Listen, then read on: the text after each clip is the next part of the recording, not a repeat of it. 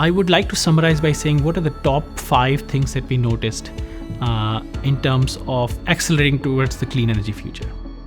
For utilities to meet the 100% clean energy future goals, they cannot just rely on replacing their supply with renewables. They do need customers to be part of that action and reacting to the needs as and when the new assets are adopted by the field.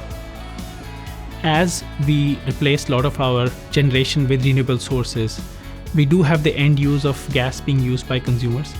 And in order to reach the end goal, we would need to identify the most inefficient, non-renewable resources being used in the homes, and over the next decade, replace them with electricity-driven renewable source of energy.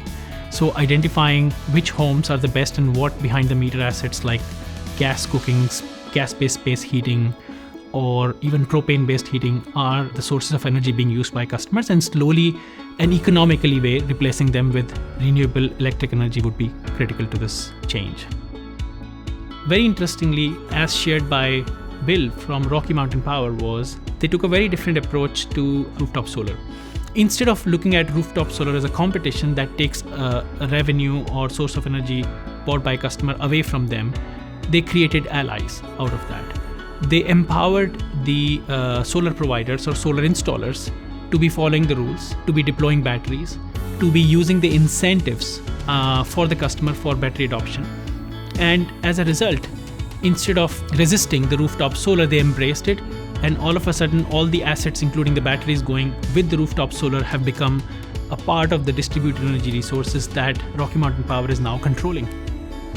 We have a lot of low and medium income people living in the multifamily homes. Instead of focusing on the end consumer, one of the utilities focused on the building owners, who are actually responsible for upgrading the assets, putting rooftop solars, or changing from gas-based end uses to electricity-based end uses. They were able to make much more effective change by creating a flexible demand scenario where consumers are able to adopt solar and electric vehicles and batteries, but making those assets available back to the utilities for helping them in the grid load balancing is critical. But that cannot be done unless you know behind the meter assets who has the EV, who is buying the EV, who is putting the batteries. In fact, extending it to other large loads like who has heating and cooling running at what time.